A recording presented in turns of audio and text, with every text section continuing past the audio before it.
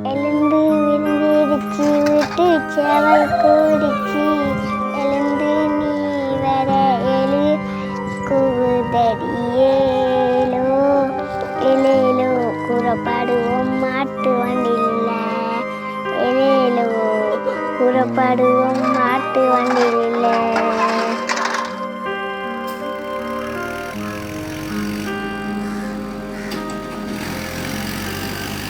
இது வந்து கல்லுப்பட்டின்னு தான் இதில் ஊர் பேர் வந்து கல்லுப்பட்டின்னுச்சுன்னா இங்கே வந்து இந்த கல்லுவோல் ஓரத்தில் ஆக்கள் பணக்காராக்கள் மாடு கொடுப்பாங்க அதுவோல கட்டிட்டு பால் கறந்து குடிச்சிட்டு இருப்பாங்க. அதுக்காண்டி கல்லுப்பட்டி. இப்போ இந்த ஊருக்கு வந்து கல்லரிப்பு வண்டு வச்சுருக்காங்க.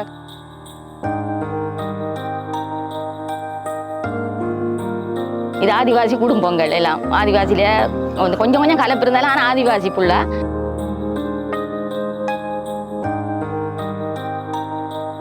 அந்த நேரத்தில் காசு பணம் எங்கள்கிட்ட இல்லை இருந்தாலும் அது எங்களுக்கு இருக்குதா இல்லையான்றது எண்ணத்தில் வராது. என்னென்னா நாங்கள் அண்டைக்கே உழைச்சி அண்டைக்கே சாப்பிட்டுக்கிறோம்.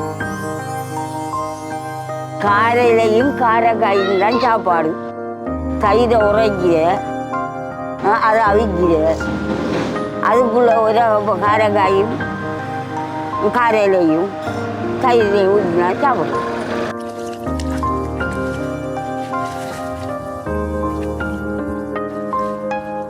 பெரிய மீன் வளர்ப்பாங்க பிடிச்சி வருவாங்க உடனே அறுத்து அதை உடனே அவிச்சு சாப்பாடு தருவாங்க.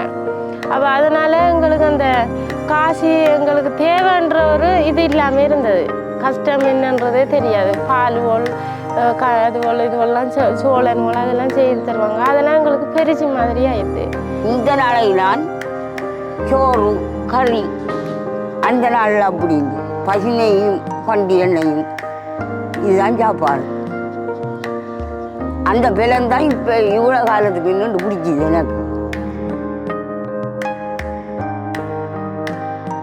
இப்போதான் அந்த காசுன்றது என்ன அதுக்குரியது பொருள் என்னன்றது தெரியும். அந்நேரம் ஒட்டில் வீடை கட்டி ஒட்டுக்குள்ளே தான் நாங்கள் இருப்போம். ஒட்டால் வீடு கட்டியிருப்போம். எங்கள் அப்பா வடியாக இருக்கும். அந்த நேரம் அம்மா இருந்தால் அப்பா இருந்தார் ஓடி வருவோம் தின்னுவோம் போவோம். இப்போ இருக்க வந்து ஐக்குள்ளே கிடக்கிற இன்னும் திரும்பி போ.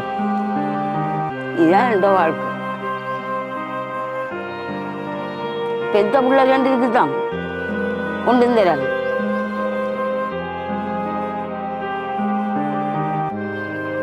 அந்த முகப்பில் இருந்து இது வந்து பிரிஞ்சு வர ஓடை உண்டு. இந்த ஓடையில் தான் நாங்கள் தண்ணி குடிச்சிட்டு இருந்தோம். இப்போ ஒரு கொஞ்ச காலமாக நாங்கள் பிறந்த காலத்திலே வச்சு இதில் தான் தண்ணி குடிக்கிற குளிக்கிற எல்லாமே இந்த ஓடை.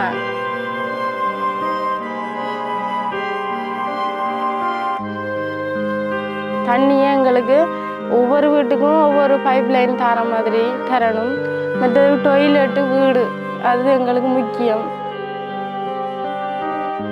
வேற சின்ன உதவிகள் செய்யாட்டியும் இது பெரிதான உதவி. ஒரு மனுஷன் வாழ்வாதாரத்தை உயர்த்தக்கூடிய உதவிகளை தான் செய்யணும்.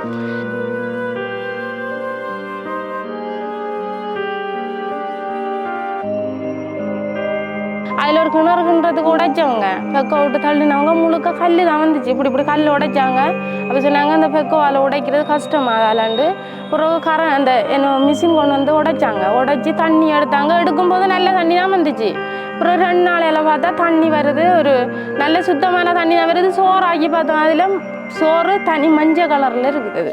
உணவுன்றதுக்கு இப்படியும் கஷ்டப்பட்டு சாப்பிட்டு கொள்ளலாம். இந்த வாழ்வாரத்தை உயர்த்தக்கூடிய வழிமுறை செய்யணும். மற்றது மருந்து எடுக்கிறனாலும் இங்கேருந்து நாங்கள் கதிரவழிக்கு தான் போகணும். கதிரவழி ஹாஸ்பிட்டலுக்கு தான் போகணும். கொஞ்சம் கஷ்டம்தான்.